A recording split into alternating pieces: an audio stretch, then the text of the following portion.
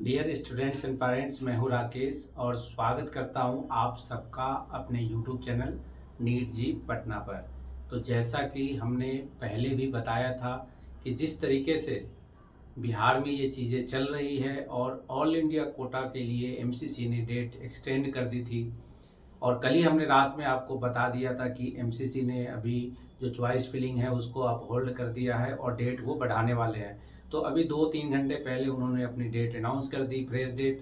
और अभी बिहार ने भी अपनी डेट एक्सटेंड कर दी है। तो जो बच्चे और पेरेंट्स इस दुविधा में थे कि मुझे जो रजिस्ट्रेशन है वो करना चाहिए या नहीं, या कई सारे बच्चे छूट गए थे रजिस्ट्रेशन करने के लिए, कई सारे गरीब बच्चे पेरेंट्स जो 2 लाख रुपए का इंतजाम नहीं कर पा रहे थे, उनके लिए भी एक अवसर की तरह ये मिला है डेट एक्सटेंड का टाइम। तो वो एक सही डिसीजन लेकर और आगे काउंसलिंग में पार्टिसिपेट कर सकते हैं।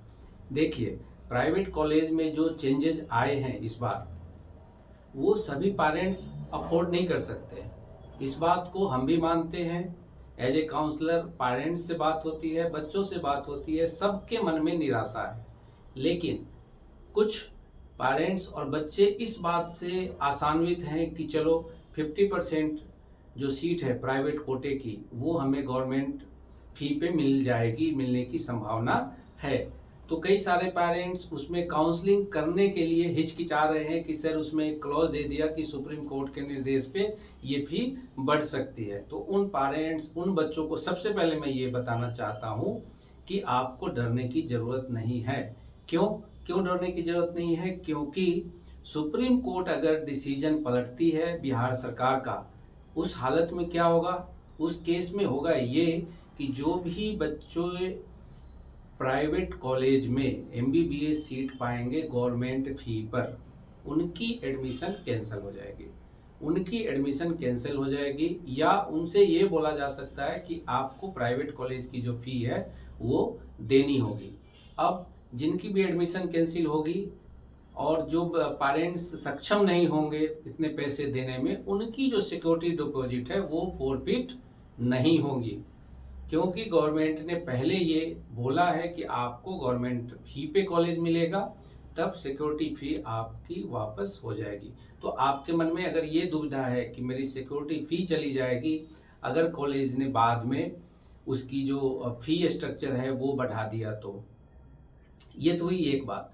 दूसरी बात कि अगर वो जो डिसीजन है ये पलटता है बिहार सरकार का, उस केस में क्या होगा कि जो कॉलेज ने अभी अपनी फी बढ़ाकर दोगुनी कर दी है, वो वापस से उनकी जो कॉलेज की फी है वो नॉर्मल फी पे आ जाएगी।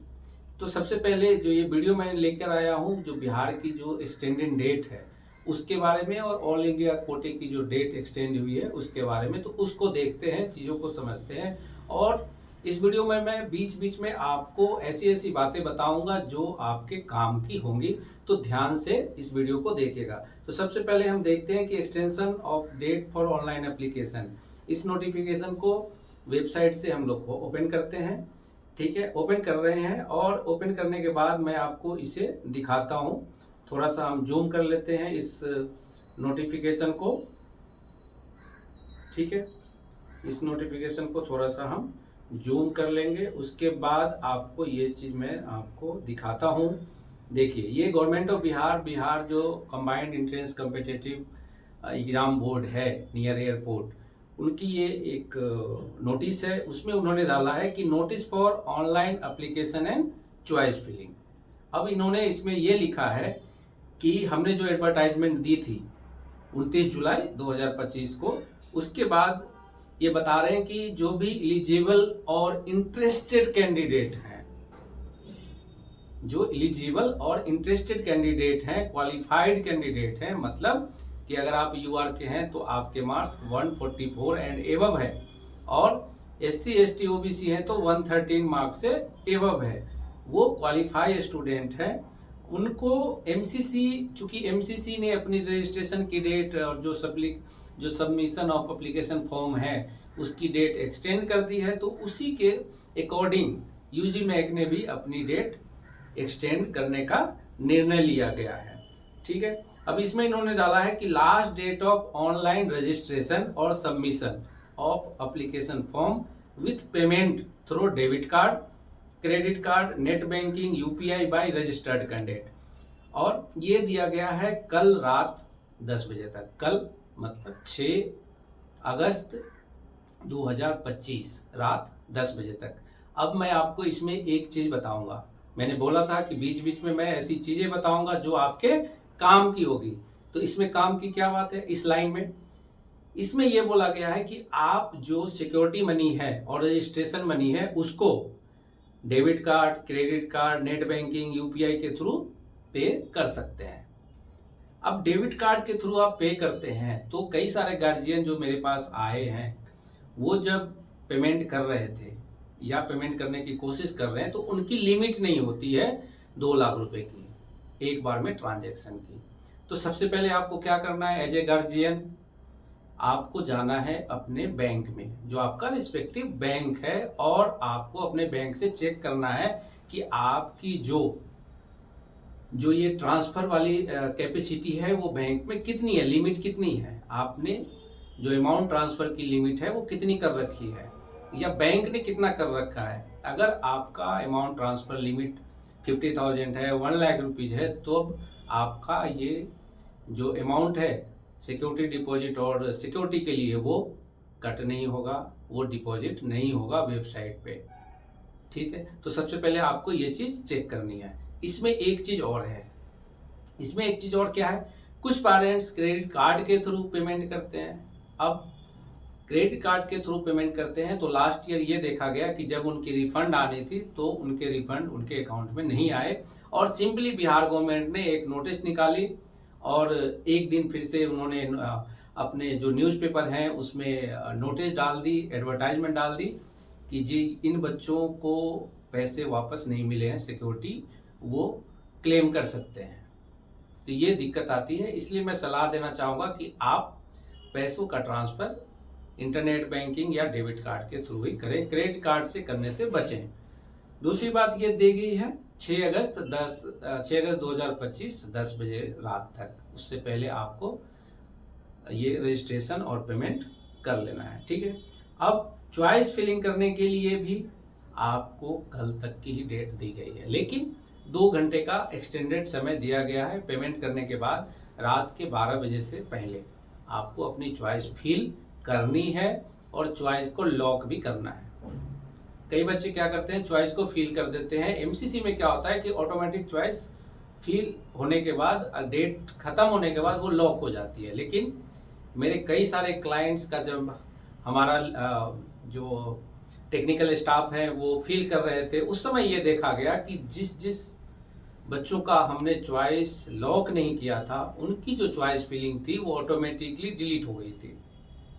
इसका मतलब क्या हुआ कि आपको डेट के अंदर जो भी समय दिया गया है उस समय आपको अपनी चॉइस लॉक कर देनी है। ठीक है, पूरा सोच विचार करके आपको चॉइस लॉक कर देना है, निर्णय ले लेना है इस बारे में। तो 6 अगस्त को रात में 12 बजे से पहले आपको चॉइस फिलिंग कर लेनी है। और जो पब्लिकेशन ऑफ रैंक कार्ड है वो रैंक कार्ड आपको आ जाएगी 8 अगस्त को। मैंने पहले भी बताया था आपको कि रैंक कार्ड आएगी, मेरिट लिस्ट आती है, उस मेरिट लिस्ट के अकॉर्डिंग आपका जनरल में क्या रैंक बन रहा है। अगर आप ओबीसी के हैं, एससी एसटी किसी भी कैटेगरी के हैं, एससी फीमेल हैं, जनरल फीमेल हैं, आरसीजी कैंडिडेट हैं, तो आपकी जो कैटेगरी रैंक है, कैटेगरी मीन्स अभी मैंने बताया था आपको बिहार में जो रिजर्वेशन कैटेगरी है, जो एडमिशन के लिए एमबीबीएस एडमिशन के लिए मैं उस पार्टिकुलर कैटेगरी की बात कर रहा हूँ, उसके अनुसार मेरिट लिस्ट में आप अपना स्थान देखिए और समझ सकते हैं कि आपको कॉलेज में एडमिशन मिलने वाला है या नहीं मिलने वाला है। ये चीज़ आपको समझना चाहिए। मैंने अपने पहले वीडियो में आपको बताया भी था कि किस तरीके से वो मेरिट लिस्ट निकलती है, किस तरीके से लास्ट में वो जो राउंड 1 की सीट अलॉट हुई थी उसमें वो मेरिट लिस्ट लिखी हुई थी। अब जो राउंड 1 की जो provisional seat allotment result publication date, ये इन्होंने 1 वीक एक्सटेंड कर दी है। ये अब बताएंगे 14 अगस्त 2025 को। मतलब आपको अब 14 अगस्त 2025 तक वेट करना होगा कि आपका मेरिट लिस्ट, आपका जो कॉलेज है वो अलॉट हुआ है या नहीं हुआ है। तब तक आप क्या करेंगे, 8 अगस्त 2025 को आपकी मेरिट लिस्ट बन जाएगी। आप उस मेरिट लिस्ट को देखकर अंदाज़ा लगा सकते हैं कि आपको कौन सी कॉलेज मिलने जा रही है। श्योर शॉट 99% चांसेस होते हैं कि जो मेरिट लिस्ट के अनुसार जो लास्ट के 2-3 वर्षों का ट्रेंड रहा है वही कॉलेज आपको अलॉट हो जाएगा उस कैटेगरी के मेरिट लिस्ट को देख के। ठीक है, तो जो राउंड 1 की जो प्रोविजनल सीट अलॉटमेंट रिजल्ट है वो आएगी 14 अगस्त को।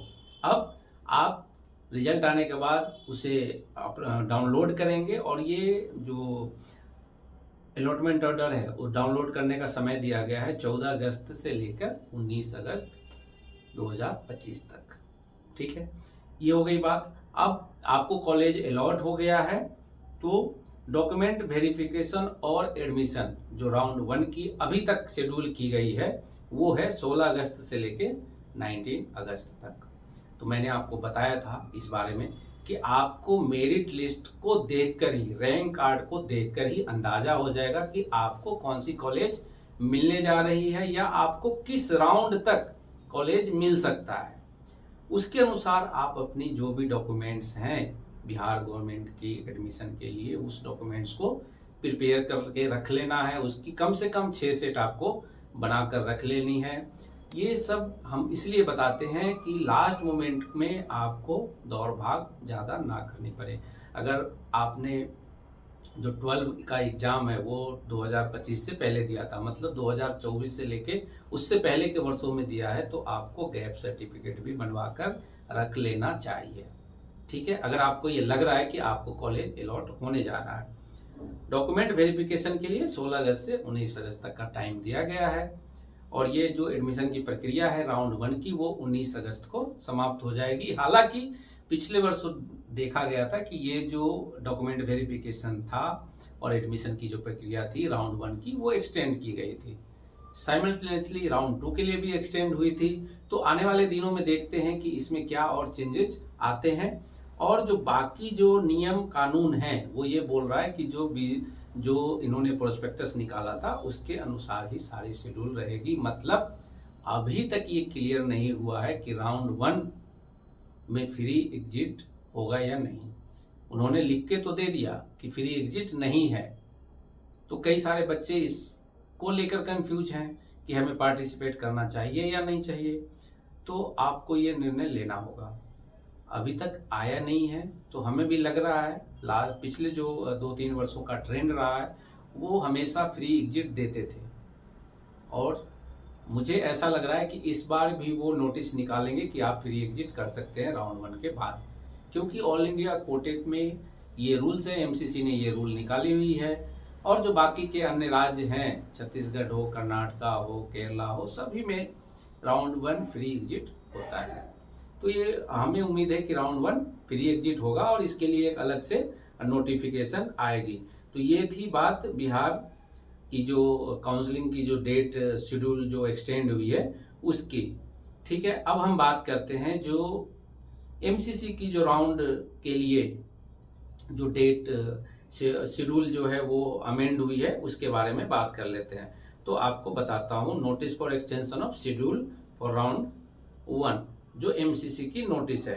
अब इसके बारे में बात कर लेते हैं। ये इन्होंने आज ही निकाला है 5 अगस्त को और थोड़ी देर पहले ये नोटिस आई थी हमारे पास। तो रजिस्ट्रेशन फॉर राउंड 1 ये इन्होंने कर दिया है extended up to 3 PM of 6 August, मतलब कल 3 बजे तक, 6 अगस्त को 3 बजे तक आप रजिस्ट्रेशन कर सकते हैं एमसीसी राउंड 1 के लिए। और reset registration for round 1 available up to आप उसमें कुछ अमेंड करना चाहते हैं तो वो कल 12 बजे तक कर सकते हैं। और पेमेंट फॉर राउंड 1 इसके लिए कल शाम 6 बजे तक का समय दिया गया है। तो जो बच्चे एमसीसी की राउंड में पार्टिसिपेट करना चाहते हैं उनके पास अभी भी समय है। अभी कुछ क्लाइंट हमारे पास आते हैं कि सर हमें बीएससी नर्सिंग करना था, उसके लिए बताइए हमें। तो मैं ये बता रहा हूँ कि एमसीसी के थ्रू भी बीएससी नर्सिंग के कोर्सेज में एडमिशन होता है। तब आपको इस डेट का फ़ायदा उठाना चाहिए। अगर आपको पहले से इस बात की जानकारी नहीं थी, आप ऑल इंडिया कोटे की जो सीट अभी निकली है, डेट एक्सटेंड हो गई, उसमें आप पार्टिसिपेट कीजिए। अगर आप बीडीएस करना चाहते हैं, बीएससी नर्सिंग करना चाहते हैं, तो दोनों में आपको अपनी किस्मत आजमानी चाहिए और आपको इसमें पार्टिसिपेट करना चाहिए। तो पेमेंट फॉर राउंड 1 इन्होंने कल शाम के 6 बजे तक दिया है टाइम, 6 अगस्त को। और चॉइस फिलिंग फॉर राउंड 1 इन्होंने अप टू 8 AM मतलब 7 अगस्त को सुबह सुबह 8 बजे तक आप इसमें चॉइस फिलिंग कर सकते हैं राउंड 1 के लिए एमसीसी की। और चॉइस लॉकिंग के लिए इन्होंने टाइम दिया है सुबह 7 बजे तक, मतलब सुबह 8 बजे तक 7 अगस्त को। ठीक है, तो आप चॉइस फिल भी कर सकते हैं और चॉइस लॉक भी कर सकते हैं, ये दोनों टाइम दिया गया है। और सीट प्रोसेसिंग जो है वो 7 और 8 अगस्त को की जाएगी। सीट प्रोसेसिंग कब होगी? 7 और 8 अगस्त को की जाएगी। और रिजल्ट डिक्लेरेशन फॉर राउंड 1 ये आ जाएगी 9 अगस्त को। मैंने पहले भी बोला था कि मैं बीच बीच में एक काम की बात आपको बताऊंगा। अब इसमें रिजल्ट डिक्लेरेशन फॉर राउंड 1 ये डेट दी गई है 9 अगस्त, लेकिन आप मान के चलिए कि आपको 8 अगस्त की रात को प्रोविजनल जो सीट अलॉटमेंट की लिस्ट है वो एमसीसी की वेबसाइट पे आ जाएगी। ठीक है, तो 8 अगस्त को ही आपको पता चल जाएगा कि ऑल इंडिया कोटे के थ्रू आपको कौन सी सीट मिली है। अब उसमें अगर कोई भी त्रुटि पाई जाती है आपकी लिस्ट में, तब आपको तुरंत ही एमसीसी को इन्फॉर्म करना होता है। ऐसा मैंने अपने पहले वीडियो में भी बताया था। तो रिपोर्टिंग करने के लिए जो टाइम दी गई है वो दी गई है 9 अगस्त से लेकर 18 अगस्त 2025 तक। 18 अगस्त को तक जो ऑल इंडिया कोटे की जो राउंड 1 की सीट अलॉटमेंट है वो पूरी हो जाएगी, एडमिशन की प्रक्रिया पूरी हो जाएगी। अब यहाँ पर आपके मन में एक सवाल और आएगा, जो मैंने अपने एक वीडियो में बताया था आपको कि ऑल इंडिया कोटा और स्टेट कोटा दोनों को एक साथ मैनेज कैसे करें। तो अगर आपने वो वीडियो अब तक नहीं देखा है तो उस वीडियो को देखिए, चीज़ों को समझिए। और अगर आपको लगता है कि चीज़ें फिर भी मुझे समझ में नहीं आ रही है कि क्या करना चाहिए, तब आप हमसे कमेंट करके सवाल पूछ सकते हैं और मैं कोशिश करता हूं कि आपके सभी सवालों का सही सही जानकारी दे सकूं। तो ऑल इंडिया कोटा और जो बिहार की सीट एलोकेशन है ये दोनों साइमल्टेनियसली चलने वाली है। अब निर्णय आपके हाथ में है कि आपको कौन सा कॉलेज लेना है। कई बच्चे अब कंफ्यूजन में आएंगे और वो इस बात से परेशान हो जाएंगे कि मुझे अब क्या करना चाहिए। इसीलिए हम बताते हैं कि एक काउंसलर आपको सही गाइड करता है। और इसके लिए काउंसलिंग का जो समय होता है आपका, जब आप बच्चे मार्च में फॉर्म भरते हैं, मई में एग्ज़ाम देते हैं, जून जुलाई में रिजल्ट आती है और ये प्रक्रिया सितंबर अक्टूबर तक चलती है। कुल मिलाकर 3 से 4 महीनों का काउंसलर का सही समय और सही काम होता है काउंसलिंग के लिए, जो आप पेरेंट्स और बच्चों को लगता होगा। लेकिन जो बाकी के महीने होते हैं, जो बाकी का बचा समय होता है, उसमें वो काउंसलर आपके लिए अच्छे से अच्छे कॉलेज रिसर्च करते हैं, देखते हैं कि किस तरीके से बच्चों को सही कॉलेज दिला सकें। और जो नए नए जो रूल्स होते हैं, जो इम्प्लीमेंटेशन होती है कि किस तरीके से दोनों को हम मैनेज कर सकें, किस तरीके से जो लॉज हैं उसको मेंटेन करते हुए और सही तरीके से बच्चों को कॉलेज में पहुंचा सकें।